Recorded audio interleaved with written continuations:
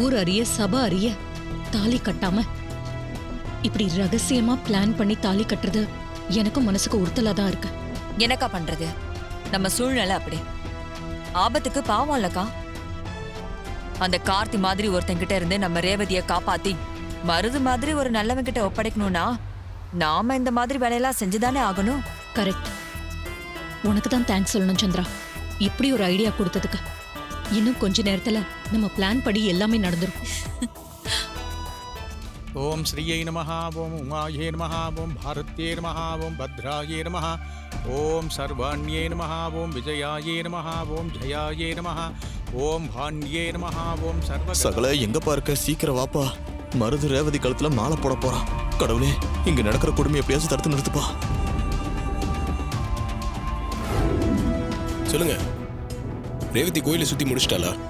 அட, அதை ஏன்பா கேக்குற? மருது ரேவதி கழுத்துல மாலை போட போயிட்டான்.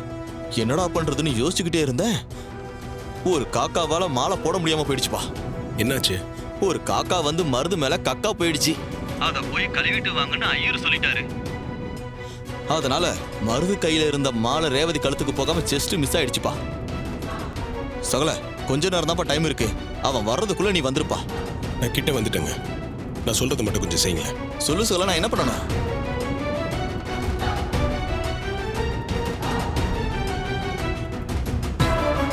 ஓகே சகல, நீ சொன்ன மாதிரியே செஞ்சிடறேன். சரிங்க. சகல, நீ வந்துகிட்டே இருப்பா. Don't worry. நீ வர்றதுக்குள்ள இங்க என்னென்னலாம் நடக்குதுன்னு பாரு. வச்சிடறேன்.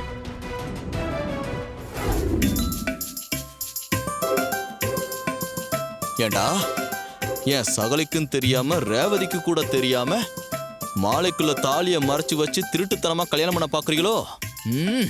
இருக்குடா உனக்கு. இந்த வர்றேன்.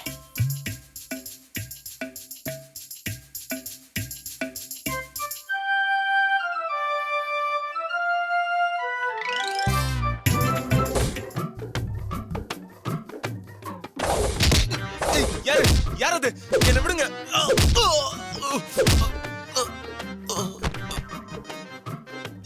சபா. சை, சண்டையில நமக்கு ஹெவி காம்படிஷன் கொடுப்பான்னு பார்த்தா ஒரே அடிக்கு கீழே விழுந்துட்டானே. சபா. யார் என்னன்னு தெரியல. யார் சார் இவரு? இவர் எதுக்கு இங்க உட்கார வைக்கிறீங்க? ஐயா, எனக்கும் இவர் யாருன்னு தெரியல. கீழே விழுந்து கிடந்தாப்ல. உடம்பு சரியில்லை போல இருக்கு. அதான் நிழலா இருக்குமேனு உட்கார வச்சிருக்கேன். கொஞ்ச நேரம் பாத்துக்கோங்க. உள்ள போய் உங்க சொந்தக்காரங்க யாராவது இருந்தா கூட்டிட்டு வரேன்.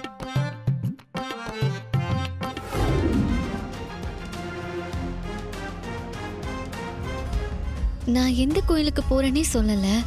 ஆனாலும் எம்டி சார் எப்படி இங்க வந்திருக்காரு? என்ன ஃபாலோ பண்ணிருப்பாரோ? என்ன பார்க்கணும்னு சந்தர்ப்பத்தை உருவாக்குறாரோ? ஒருவேளை சார் என்ன லவ் பண்றாரோ?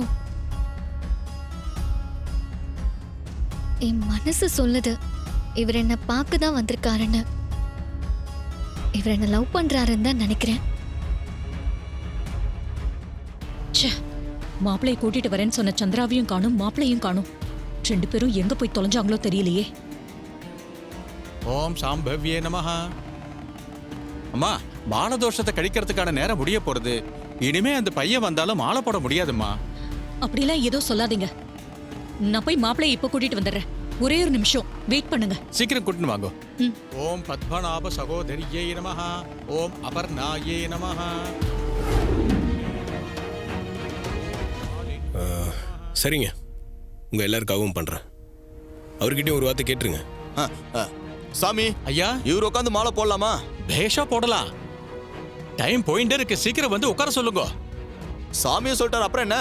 ப்ளீஸ் போங்க சார், போய் உட்காருங்க.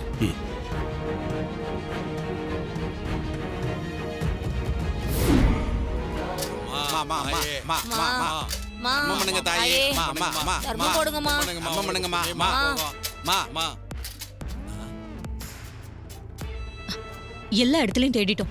மாப்பிள்ளை எங்கேயுமே காணுமே சந்திரா. அக்கா, நீ சொல்ற மாதிரி இதெல்லாம் கார்த்தியோட வேலையா இருக்குமோ?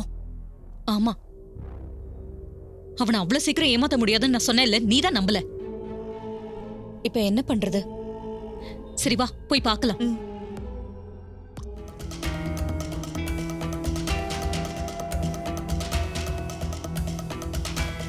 அக்கா அங்க பாரு.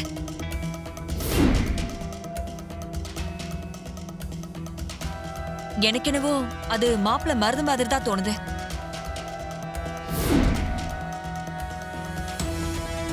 அம்மா தாயே தர்மம் பண்ணுங்கம்மா. அம்மா நல்லா இருப்பீங்க.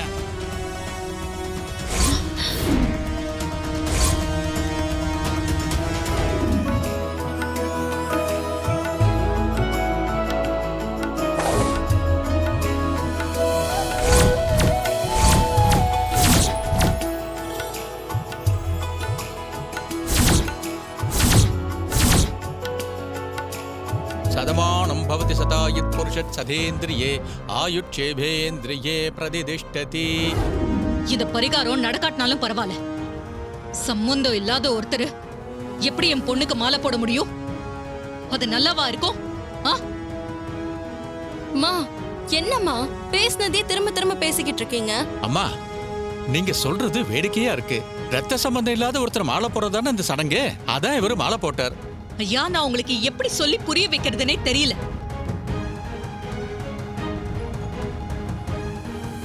அத்தை, நமக்கு என்ன முக்கியம்? ரேவதியோட கல்யாணம் நல்லபடியா எந்த தடங்களுமே இல்லாம நடக்கணும். அதுக்காக தானே நம்ம இந்த பரிகாரமே பண்றோம். அதுவும் இல்லாம இது வெறும் மாலை தானே. அத்தை, எம்டி சார் போடுறதுல என்ன தப்பு நீங்களே சொல்லுங்க. மாப்பிள்ள, அதுக்காக இந்த மாதிரி எல்லாம் பண்ணலாமா? அம்மா, நல்ல நேரம் முடிய போகுதுமா. குறிப்பிட்ட நட்சத்திரம் முடிஞ்சு வேற நட்சத்திரம் வரதுக்குள்ள இந்த பரிகாரத்தை பண்ணி மாலைய போட்டுடணும். அதான் போட சொன்னேன். இந்த கல்யாண விஷயம் அவனுக்கு தெரியவே கூடாதுன்னு எவ்வளவோ பிளான் பண்ணுமே. கடைசியில் இப்படி சொதப்பிருச்சேக்கா. கழுகுக்கு மூக்குல வேர்த்த மாதிரி கரெக்டான டைம்க்கு கரெக்டான இடத்துக்கு வந்து காரியத்தை செஞ்சு முடிச்சுட்டு போயிட்டான். நாம எவ்வளவு யோசிச்சு பிளான் போட்டாலும் அது ஒரு நிமிஷத்துல காலி பண்ணிடுறானே. அக்கா, அவன் கட்டின தாலியை கழட்டிட்டு இந்த மருதுவ தாலி கட்ட வைக்கணும்னு பார்த்தா திரும்பவும் வந்து அவனே காரியத்துக்கு எடுத்துட்டானே. எனக்கு இதுக்கு மேலேயும் என்ன சொல்றதுன்னு நிஜமாவே தெரியல. எனக்கு கொஞ்சம் டைம் வேணும்.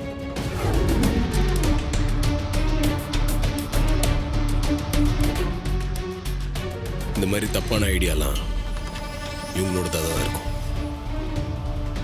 இந்த மாதிரி குறுக்கு புத்திலாம் இவங்களுக்கு தான் வரும்.